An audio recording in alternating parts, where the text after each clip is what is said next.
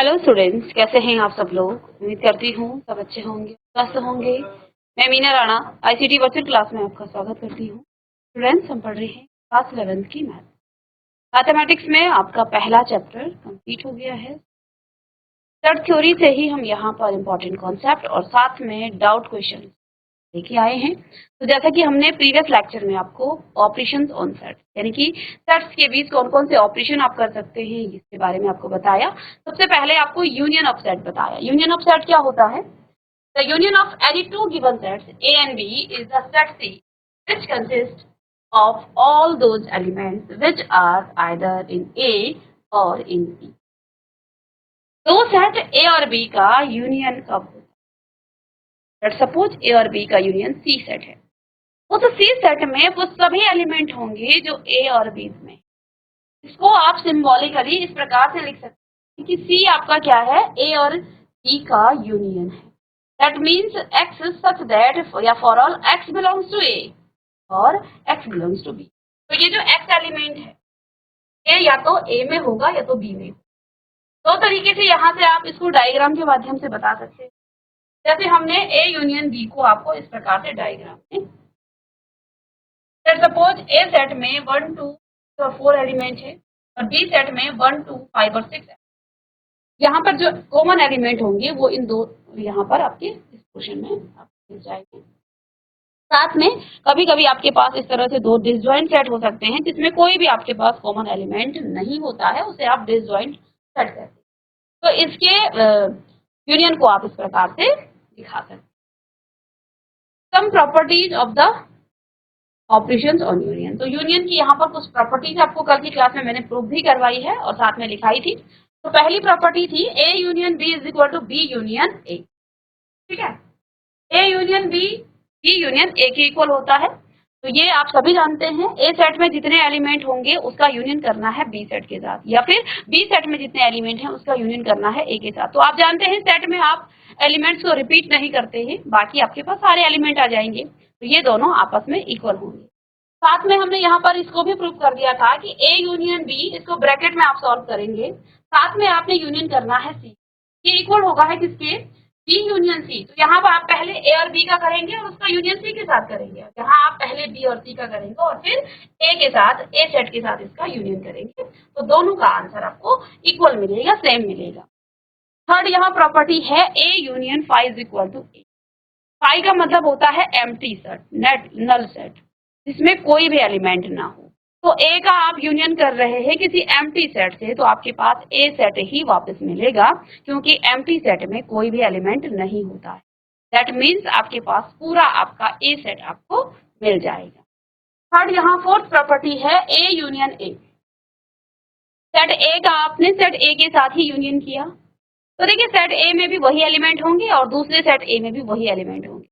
तो आप सेट में तो आप एलिमेंट को रिपीट नहीं करते हैं, तो वही आपके पास फिर से आपको इसका यूनियन मिल जाएगा। ठीक है, अब यहाँ पर यूनिवर्सल सेट है यू। यू आपका यूनिवर्सल सेट है। इस यूनिवर्सल सेट का आप ए से क्या कर रहे हैं? यूनियन कर रहे हैं, फिर से आपको यू मिल जाएगा। अब ये कैसे? ये देखिए यहाँ पर सपोज आप यूनिवर्सल सेट आपके पास जैसे है 1 से लेके 1 2 3 और 10 तक एलिमेंट, और ए सेट है आपका कोई, इसी का वो सबसेट होता है यूनिवर्सल सेट का ही। तो इसमें जैसे 1 से लेके और 5 तक एलिमेंट आपके पास है, 1 से लेके 5 तक। तो जब आप इन दोनों का यूनियन करेंगे तो यहाँ पर यू ही आपके पास फिर से आ जाएगा। ये मैं आपको कल की क्लास में बता चुकी। ए यूनियन ए आपके पास ए होता है, ये आपने सी। फिर हमने इंटरसेक्शन की, intersection the intersection of two sets A and B is a set which consists of all those elements which belongs to both A and B. Symbolically, we write A intersection B. आप इस प्रकार से लिखते हैं A intersection B such that यहाँ पर X such that X belongs to A and X belongs to B. Intersection में आपके पास जो X होगा वो दोनों सेट में एलिमेंट मौजूद होना चाहिए, अदरवाइज आपका वो इंटरसेक्शन, यानी कि आपके पास सेट ए में भी वो एलिमेंट मौजूद हो, सेट बी में भी वो एलिमेंट मौजूद हो, तभी आप उसका इंटरसेक्शन कर सकते हैं। हमने इसको कल के एग्जाम्पल में बताया था, लेकिन मैं फिर से आपको नोट में बताऊंगी आप कैसे कर सकते। लेट सपोज ए आपके पास कोई सेट है जिसमें एलिमेंट है 1 2 3 4 5 और 6। ए सेट में आपके पास ये, बी सेट में आपके पास एलिमेंट है जैसे 2 4 एंड 6। अब आपको ए इंटरसेक्शन, देखो मैं यहाँ दोनों कराऊंगी, इंटरसेक्शन और यूनियन। जब आप ए यूनियन बी लेंगे तो हमने कहा कि ए और बी दोनों में से किसी एक में होना चाहिए, यानी कि एक्स आपका दोनों में से किसी एक सेट में। तो 1 है, 1 ए सेट में है, 2 जो है दोनों सेट में है लेकिन एक ही बार लिखेंगे, सेट में एक ही बार एलिमेंट लिखा जाता है। फिर 3 1 ए में है, 4 आपका बी में है, यहाँ भी है लेकिन कॉमन है तो एक बार लिखेंगे। फिर 5 आ गया, 6 आ गया, तो ये आपका क्या हो जाएगा, ये आपका ए यूनियन बी। लेकिन इसी का इंटरसेक्शन आप लेंगे ए इंटरसेक्शन बी, तो हमने क्या कहा, इंटरसेक्शन में आपके कॉमन एलिमेंट आते हैं, तो ए सेट और बी सेट में दोनों में हो। तो यहाँ पर आप देखें 2 यहाँ भी है, यहाँ भी है, 4 यहाँ भी है, यहाँ भी है, 6 यहाँ भी है, यहाँ भी। That means A intersection B में आपके कौन कौन से एलिमेंट आ जाएंगे, 2 4 6।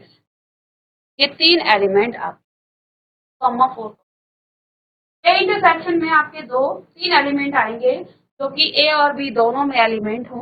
तो इसको आप सेट बिल्डर फॉर्म में कैसे लिखते हैं, x such that x belongs to A and ये जो x है ये ए सेट में भी होना चाहिए और x बिलोंग टू बी, ये बी सेट में भी होना चाहिए। इसको हम क्या लिखते हैं, इसको हम लिखते हैं x बिलोंग टू, मैं दूसरे पेन से यहाँ पर लिख दूं, x belong to x x that x belong to A और यानी कि या x बिलोंग टू x यहाँ या तो ए में हो या तो बी में, ठीक है ना।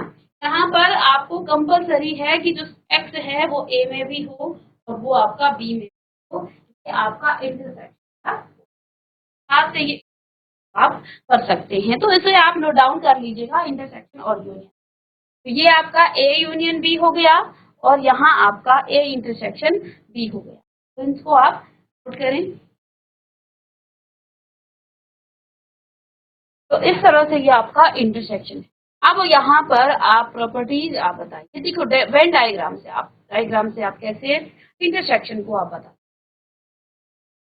देखिए तो A intersection B is equal to 5, यदि ए और बी का इंटरसेक्शन 5 है देन इसका मतलब ये हुआ ए और बी क्या है, डिसजॉइंट सेट है, यानी कि ये एक दूसरे से ज्वाइन नहीं हो रहे, बिल्कुल इनके एलिमेंट्स बिल्कुल अलग है।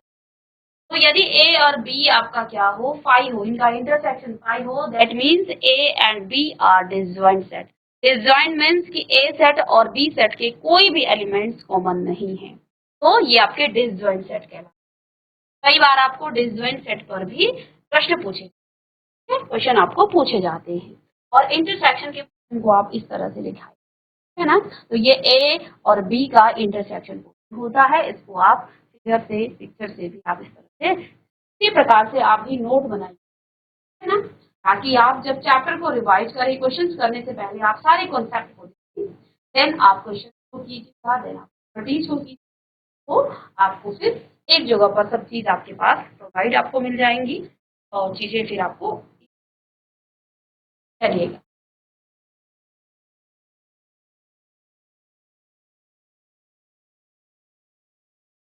चलिए अब नेक्स्ट लिखिएगा some properties of the operation of intersection, heading डालिएगा some properties of the operation of. अभी हमने इससे पहले यूनियन की कुछ प्रॉपर्टीज पढ़ी हैं, अब आप यहाँ पर देखिए कुछ प्रॉपर्टीज हैं इंटरसेक्शन। अब यहाँ पर क्या लिखा है, A intersection B is equal to B intersection. जिस प्रकार से यूनियन का जो सेट है, सेट को चेंज करने से उसके इंटरसेक्शन या यूनियन पर कोई फर्क नहीं पड़ता, वो सेम ही आएगा। साथ में जैसे हमने यहाँ यूनियन में किया था वही आपका इंटरसेक्शन में भी आता, ठीक है। फाई का आप इंटरसेक्शन करेंगे ए के साथ, उस समय आपका ए आया था लेकिन यहाँ पर आपका फाई आया। जब आपने यूनियन किया तो ए आया था, लेकिन इंटरसेक्शन करने पर आपका फाई आएगा। ठीक है, यू और यानी यूनिवर्सल सेट और ए का जब आपने यूनियन किया था आपके पास फिर से आपको यूनिवर्सल सेट मिल गया था, लेकिन यहाँ पर आपका ए मिलेगा। ठीक है ना। अब इसको मैं आपको समझाऊंगी भी। ए और ए का जब आप इंटरसेक्शन करेंगे और यूनियन दोनों ही आपके पास सेम आ जाए, फिर आप यहाँ पर एक बहुत ही इम्पोर्टेंट आपकी प्रॉपर्टी है, A intersection B union C is equal to A का आप बी के साथ इंटरसेक्शन करेंगे और फिर से ए का आप यूनियन बीच में है, फिर ए का इंटरसेक्शन, है ना। चलिए,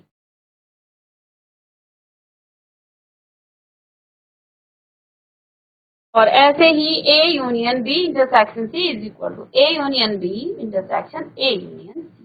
चलिए, पहली प्रॉपर्टी और दूसरी प्रॉपर्टी को हम लिखते हैं और फिर इसे आपको एग्जाम्पल से समझाते हैं। हमने जिस प्रकार से एक प्रॉपर्टी में पढ़ी थी आपके यूनियन में, अब इंटरसेक्शन में भी आपने क्या कहा है, A intersection B is equal to बोला बी इंटरसेक्शन।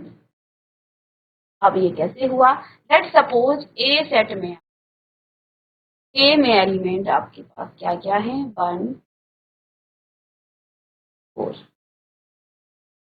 ठीक है, बी सेट में आपके पास सपोज दैट एलिमेंट है आपके पास 2 और 4 है, 2 और 4। अब आपको लेफ्ट हैंड साइड में लेना है A intersection B is equal to B intersection A. A में आपके कितने एलिमेंट हैं, 1 2 4, और इंटरसेक्शन करना है इसका 2 और 4 की। पहले जैसे इसके अंदर आएगा, राइट हैंड साइड में 2 और 4 का इंटरसेक्शन आप करेंगे किसके साथ, सेट ए 1 2 3 एंड 4 की। हमने आपसे कहा इंटरसेक्शन में आप क्या करते हैं, कॉमन एलिमेंट ढूंढते। कॉमन एलिमेंट यहाँ पर क्या क्या है, इसमें 1 है, इसमें 1 है, इसमें 2 है, इसमें भी 2। पहला कॉमन एलिमेंट आपके पास 2 आ गया। 3 यहाँ है लेकिन यहाँ नहीं है तो ये नहीं आएगा, 4 यहाँ है, यहाँ भी। तो इन दोनों के इंटरसेक्शन में आपके पास कौन कौन से एलिमेंट आ गए, 2 4। ठीक है, इज इक्वल टू, अब यहाँ पर 2 है, इधर आपका 2 है। ठीक है, 4 है, यहाँ 4 है, बाकी एलिमेंट्स आपके छूट जाएंगे क्योंकि ये कॉमन नहीं है। तो 2 4 आपके पास। तो देखिए left hand side is equal, तो ये तो आपकी पहली प्रॉपर्टी थी, बहुत इजी था, बस आपको तरह से समझाना है प्रॉपर्टी को, प्रूव आपको करना है। ठीक है, फिर आपने यहाँ दूसरी प्रॉपर्टी क्या देखी, दूसरी प्रॉपर्टी आपने देखी क्या कहा, A intersection B intersection C. पहले ए और बी का इंटरसेक्शन में क्या कहा है प्रॉपर्टी, ए इंटरसेक्शन बी और इसका इंटरसेक्शन करना है सी। राइट हैंड साइड में A intersection B intersection C. ठीक है, इसे ही प्रूव कर दीजिएगा, दो एग्जांपल यहाँ पर आपके सामने है। ए कितना है आपके पास, ए में कितने एलिमेंट हैं, 1 4 एलिमेंट हैं। इंटरसेक्शन देखो ये ब्रैकेट के अंदर है, इंटरसेक्शन बी में कितने हैं, 2 4, और इसका भी इंटर ब्रैकेट बंद, इसका इंटरसेक्शन करना है। लेट सपोज सी आपके पास कोई सेट है, तो आपने सी आपके पास कोई तीसरा सेट है, इसमें है 1 2 और 5 एलिमेंट। ठीक है, तो आप यहाँ पर आप देखिएगा 1 2 और 5 एलिमेंट को लिख लें। ठीक है, राइट हैंड साइड में आपके पास क्या है, 1 2 3 और 4, ये 4 एलिमेंट हैं और इसका इंटरसेक्शन करना है। बी सेट में कितने एलिमेंट हैं, 2 4, और इसका इंटरसेक्शन करना है आपको सी के साथ, तो क्या हो जाएगा 1 2। चलिए यहाँ ब्रैकेट के अंदर आप इसे सॉल्व कीजिए, तो कॉमन एलिमेंट 2 और 4, 2 और 4। यहाँ पर आपके पास आ जाएगा 2 और 4। ठीक है, चलिए इसका भी इंटरसेक्शन होगा इसके साथ 1, 5। ठीक है, और राइट हैंड साइड में आप लिख लीजिएगा 1, 2, 3, 4। ये तो अलग से है। अब यहाँ इन दोनों का इंटरसेक्शन करना है। देखिए एक ही एलिमेंट कॉमन है, तो अब आपके पास यहाँ पर इंटरसेक्शन में क्या आ जाएगा, इसको थोड़ा नीचे लिखें। ठीक है, तो यहाँ पर आपके पास एक ही एलिमेंट बच जाता है 2। लेफ्ट हैंड साइड में इन दोनों का इंटरसेक्शन करेंगे तो बच्चों यहाँ पर एक ही कॉमन एलिमेंट है, दैट मीन्स 2। और यहाँ पर भी आपके पास एक ही कॉमन एलिमेंट है 2। तो left hand side is equal to right hand side, that means property है वो भी प्रूफ हो गई। तो यहाँ पर थोड़ा सा जहाँ आपको लगता है करली ब्रेसेस आप ढंग से, मैं आपको एग्जाम्पल की माध्यम से बताती हूँ कि कैसे आप इसको सॉल्व कर सकते हैं, कैसे ये प्रूफ होता है। बाकी जहाँ आपको लगता है कि ये जो ब्रेसेस हैं, करली जो ब्रेसेस हैं, इनको आप ढंग से बना।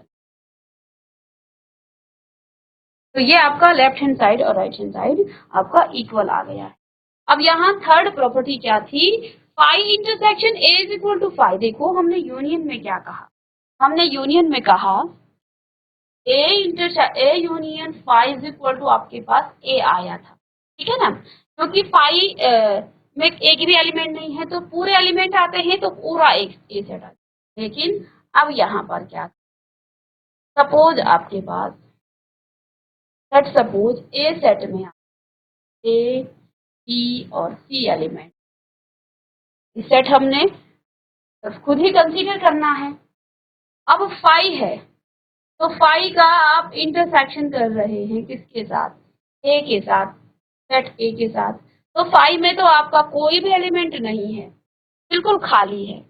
यहाँ आप फाई को इस प्रकार से भी दर्शाते हैं, करली ब्रेसेस के अंदर इसको खाली रखते हैं, इस तरह से भी दिखाया जाता है।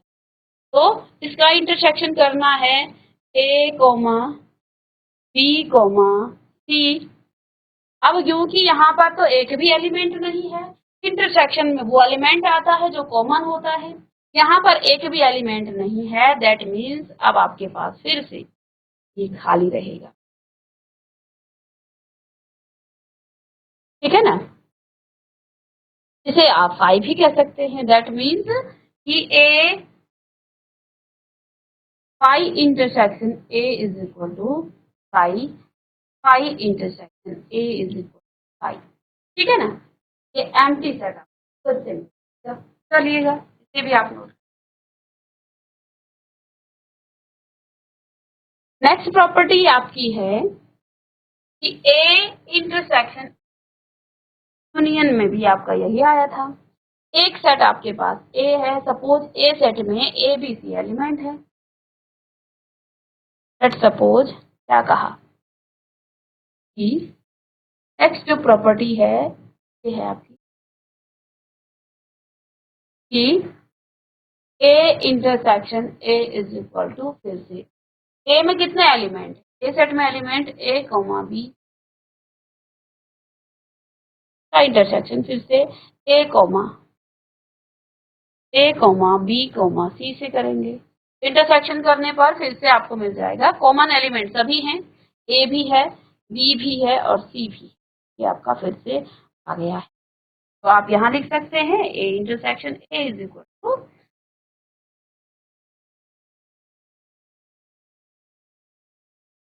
नेक्स्ट प्रॉपर्टी आप यहाँ पर देखिए, डिस्ट्रीब्यूटिव प्रॉपर्टी भी आप कहते हैं जब आप प्लस माइनस में डिस्ट्रीब्यूटिव प्रॉपर्टी। तो पहले A intersection B union A intersection B union C. आपने छोटी क्लास में क्या पढ़ा, A multiply by B plus C, ऐसा। तो आप क्या करते हैं, यहाँ आप करते हैं ए की मल्टीप्लाई पहले आप बी के साथ करेंगे और फिर आप किसके साथ करेंगे, बीच में आपका प्लस का साइन है, ए मल्टीप्लाई बाई सी, ऐसा आप लिखते हैं। तो यहाँ पर भी आपका क्या हो जाए, यहाँ पर भी आपका यही डिस्ट्रीब्यूटिव प्रॉपर्टी यहाँ पर भी लगेगी। ए यहाँ पर आपका क्या था, इंटरसेक्शन था, तो ए इंटरसेक्शन, और इसको आप बंद कीजिए। फिर बीच में यूनियन है, बीच में प्लस था जैसे, तो ए फिर से इंटरसेक्शन सी। क्या ये डिस्ट्रीब्यूटिव प्रॉपर्टी हमने सही लगाई है? चलिए देखते हैं। तो A intersection B union A intersection C, सही लिखा है, A intersection B union A intersection C. तो जैसे ये आपकी डिस्ट्रीब्यूटिव प्रॉपर्टी अप्लाई होती है, इसी प्रकार से यहाँ पर ये प्रॉपर्टी आपकी डिस्ट्रीब्यूटिव। दूसरी प्रॉपर्टी क्या हो जाती है इसी में,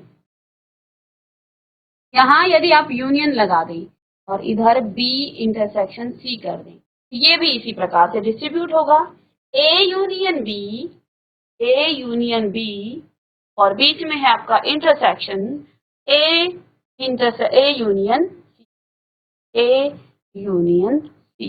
इस तरह से आप लिखेंगे। तो दोनों ही आपकी डिस्ट्रीब्यूटिव प्रॉपर्टी में आप पीछे देख लीजिएगा कि यूनियन के केस में क्या यही आया, यही आपने लिखा, A union B intersection C is equal to A का बी के साथ यूनियन, फिर बीच में इंटरसेक्शन का साइन था, फिर ए का सी के साथ, पहले ए का बी के साथ, फिर साथ यूनियन का। ठीक है, ये डिस्ट्रीब्यूटिव प्रॉपर्टी को जैसे आप करते हैं ऐसे ही ये पर।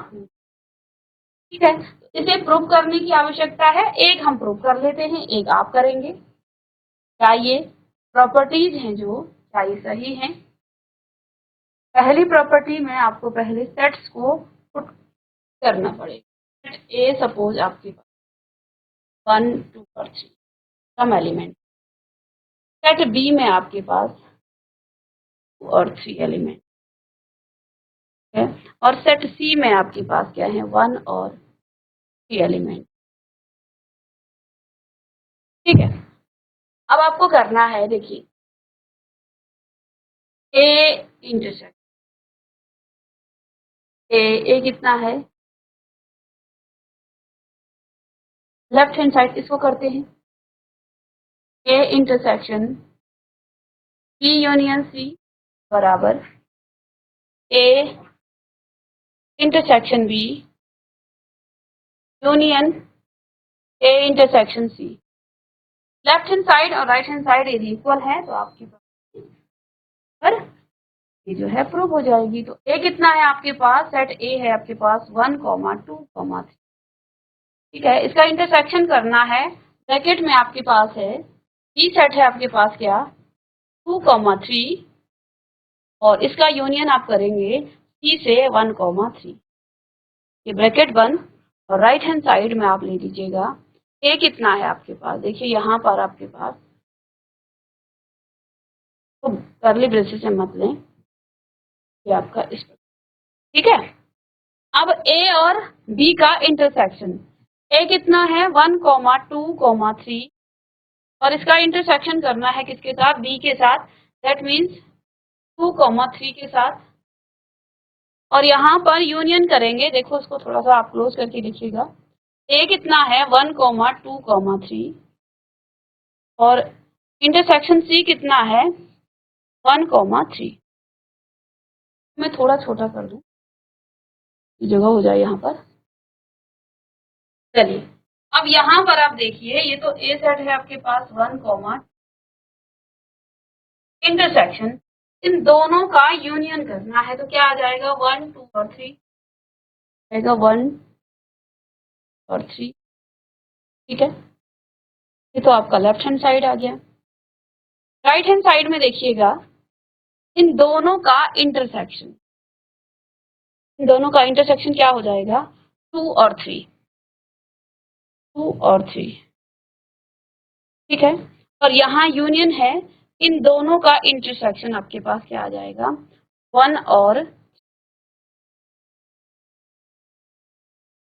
ठीक है, अब इन दोनों का इंटरसेक्शन क्या हो जाएगा 1 2 3, 1 2 और 3, राइट हैंड साइड में भी इन दोनों का यूनियन करेंगे तो 1 2 और 3 आ जाएगा, यहाँ पर भी 1 2 और 3।